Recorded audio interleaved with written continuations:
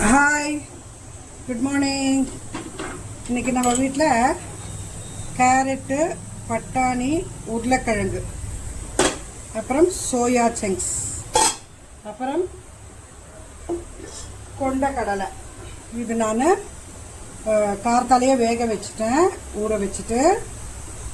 இது எல்லாத்தையும் போட்டு ஒரு கறி. இப்போ இதை நான் ஆஸ் யூஷுவல் என்னோடய ஏஎம்சி பாத்திரத்தில் நான் வேக வச்சுக்கிறேன், தண்ணி இல்லாமல். இந்த கட்லெட் பாயிண்ட்டு கொண்டவுடனே குறைச்சிடுவேன், கடைசி பாயிண்ட்டு கொண்டவுடனே ஆஃப் பண்ணிவிட்டு ரெஸ்ட் பண்ணிவிடுவேன். இப்போ சோயா சங்க்ஸை நான் ஊற போட்டுட்டேன். இது தண்ணியை வடிச்சிட்டு நல்லா பிழிஞ்சிட்டு ஒரு வாட்டி அலம்பிட்டு திருப்பி பிழிஞ்சிட்டு வரேங்க. அதுக்குள்ளே அது வெந்துன்னு இருக்கட்டும். இந்த இது நான் ஆஃப் பண்ணிட்டேங்க, வந்துருச்சு. அதுக்குள்ளே நான் அடுத்த கடாய் வச்சு அதில் நான் எண்ணெய் விட்டு கடுகு, உளுத்தம்பருப்பு, சீரகம் போட்டுட்டேன். கோவக்காய் பொரியல் பண்ணிக்க போகிறேன். வெங்காயம், கோவக்காய் ரெண்டு பீஸை பொறிச்சு வச்சு ஆயில் மூடி நான் உப்பு, மஞ்சள் தூள் போட்டுட்டேங்க. நல்லா ஃப்ளேம்ஸ் குறைச்சி வச்சுக்கலாம். கொஞ்சம் மூடி திறந்தே வச்சுக்கிறேன், ஏன்னா ஹீட் ஆகிடுச்சு இல்லையா. இப்போ கொஞ்சம் திறந்து வச்சுட்டா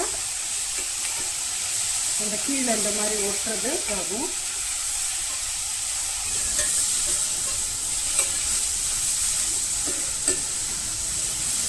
விட்டுட்டு இப்போ திருப்பி நான் கலக்கி விட்டுட்டு மூடி வச்சிடுறேன். அது கீழே அந்த கருப்பு வந்தாலும் அது ஒட்டிக்காதுங்க காய்க்கு.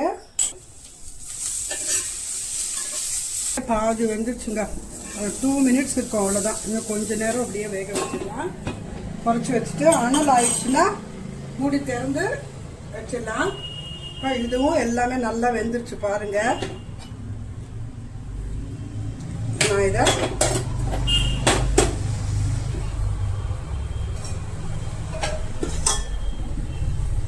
இதுலேயே எல்லாமே சேர்த்து வதக்கிக்க போகிறோம். அதனால் உண்டக்கடலை போட்டுடுறேன்.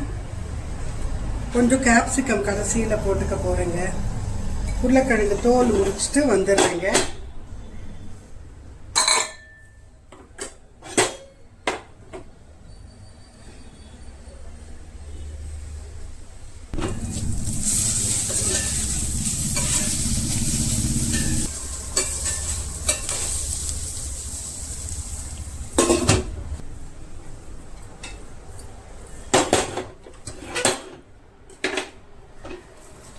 பார்க்கலாம். இப்போ உருளைக்கிழங்க தோல் உரிச்சிட்டு வந்துட்டேங்க பாருங்க.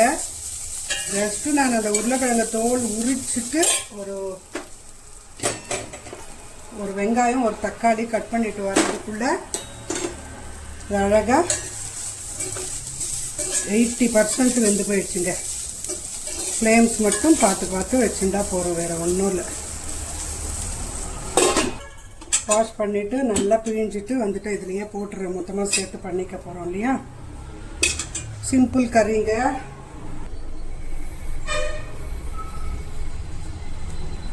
பாருங்கள் கேரட் எப்படி வெந்து போயிருக்குன்னு அழகாக. அதே மாதிரி உருளைக்கிழங்கும் பாருங்கள் கரெக்டாக அழகாக வெந்து போயிருக்கு.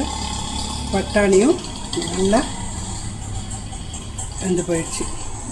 ஜஸ்ட் 1 மினிட் தாங்க. இதுவும் நம்ம இதை நான் சொன்னேன் இல்லையா, கொஞ்சம் ஒரு ஸ்டெப்புக்கு முன்னாடியே நம்ம ஆஃப் பண்ணிட்டோன்னா நான் வாயில் போட்டு பார்க்குறேங்க, வேறு ஒன்றும் இல்லை. அழகாக கரெக்டாக அதாயிடும், ரொம்ப ஓவர் குக்கும் ஆகாது.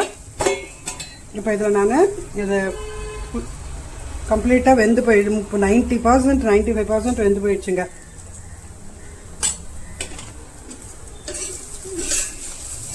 அதில் மிளகாய் தூள் போட்டுட்டேன் பாருங்கள். 2 மினிட்ஸ்லேயே நம்மளுக்கு ஒரு 3 மினிட்ஸ் மேக்ஸிமம் ஆச்சுங்க, அவ்வளோதான். மிளகாய் தூள் நெறிங்க. ஒரு வாட்டி இப்படி பரட்டி வச்சுட்டு இது நம்ம நல்ல ஃப்ளேம்ஸ் இருக்குல்லங்க, நல்ல சூடு இருக்குல்லங்க, அப்படியே நம்ம மூடிட்டு நம்ம இந்த கறி பண்ணிக்கலாங்க. ஆஸ் யூஷுவலுங்க, இதை மூடி வச்சாதான் இது நல்லா இதாகும். இப்போ அது பாத்திரம் சூடான உடனே நான் எண்ணெய் விட்டுட்டு கடுகு, உளுத்தம்பருப்பு, சீரகம் போட்டுட்டேன். கருவேப்பிலை, வெங்காயம், மூடி வச்சுக்கலாம். போட்டுட்டு இப்போ இறக்கணும். இப்படி வச்சு கொஞ்சம் தான் ஒரு 10 to 15 செகண்ட்ஸ் அவ்வளோதான். மூடி மட்டும் திறந்து வச்சு நம்ம பார்த்துக்கணும். சூடாயிடுச்சுன்னா எடுத்துட்டு நம்ம தக்காளி போட்டுடலாம்.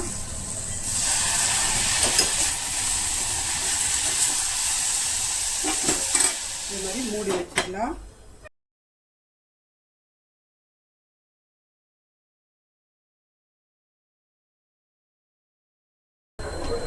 திறந்து பார்க்கலாம்.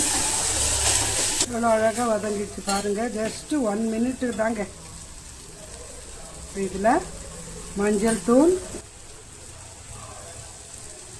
உப்பு,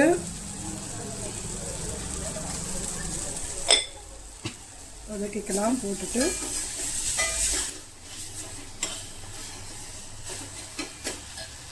இப்போ என்கிட்ட இஞ்சி பூண்டு இந்த இது பவுடர் இருக்குங்க.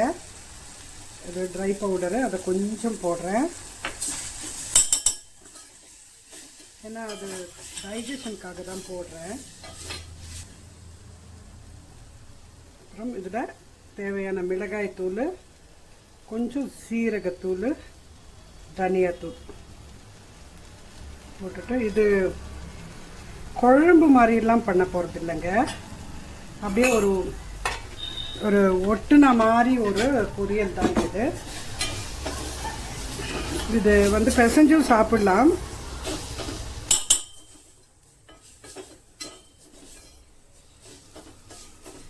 நல்லா ஸ்மாஷ் ஆயிடுச்சு பார்த்தீங்களா. இதில் போட்டுறேன்.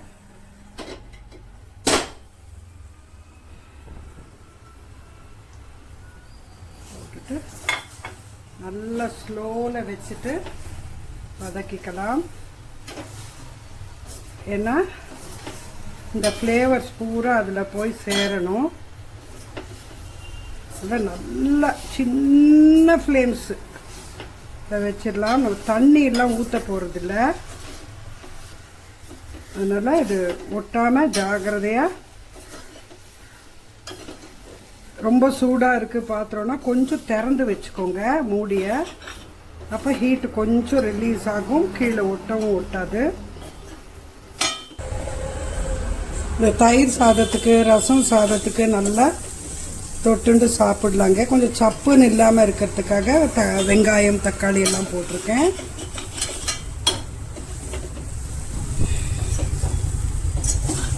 இப்போ நான் கொஞ்ச நேரம் மூடி வச்சிடுறேங்க. கொஞ்சம் ஃப்ளேவர்ஸ் நல்லதாட்டும். ஃப்ளேம்ஸ் குறைஞ்சி தான் இருக்குது. திறந்து பார்க்கலாம்.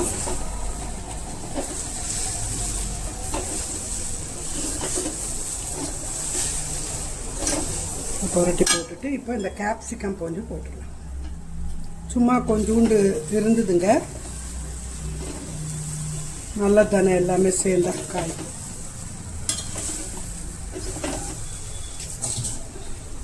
இதில் கொஞ்சம் கொத்தமல்லி போடணும்னு அவசியம் இல்லை, சும்மா கொஞ்சம் போடுறேன்.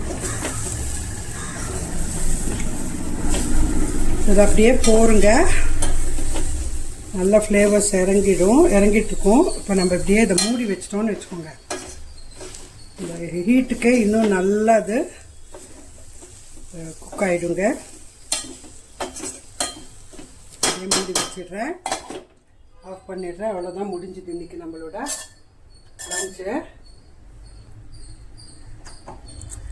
ப்ரிப்பரேஷன். அவ்வளோதாங்க நம்ம சமையல். இப்போ பாருங்கள், நான் எவ்வளோ நேரம் வச்சு ஆஃப் பண்ணி சூடு பார்த்தீங்களா எப்படி இருக்குதுன்னு. நல்லா இன்னும் இதாகிடுச்சுங்க. அது இது கோவக்காய் பொரியல். கீழே இப்படி இருந்தாலும் காய்க்கெல்லாம் இந்த கருப்பெல்லாம் ஒட்டாது, கருப்பாகவும் இருக்காதுங்க காய். அப்புறம் இந்த கறிங்க இதெல்லாம் போட்டு ஒரு கறி பண்ணேன் இல்லையா, அதுவும் பாருங்கள் இன்னும் நல்லா சூடாக இன்னும் அமுங்கி வந்துடுச்சு பார்த்தீங்களா. இது வந்து தொட்டுக்களும் கலந்து கூட சாப்பிடலாம், பட் கிரேவி மாதிரி இருக்காது. சும்மா அந்த பொரியல் நம்ம எப்படி கலந்து சாப்பிடுவோமோ அந்த மாதிரி. ரசத்துக்கு, தயிருக்கு தொட்டுக்கிறதுக்கு நல்லாயிருக்கும். நான் இன்னைக்கு இந்த தொகையில் நான் அரைச்சேன் இல்லையா, சுரக்காய் தொகையில், அது இருக்கிறதுனால நான் குழம்பு மாதிரி எதுவும் பண்ணலைங்க. இன்னைக்கு இதை வச்சு இதை ரெண்டுத்தையும் வச்சு தொட்டுண்டு சாப்பிட்ருவோம். ரசம் இருக்குது, தயிர். ரசம் காட்டலை நான், மோஸ்ட்லி ரசம் போட்டுக்க மாட்டோம் சூடு, அதனால் தயிர். இந்த தொகையல், இந்த 2 காய் சைட் டிஷ்ஷு, இந்த தயிருங்க. தேங்க்யூ.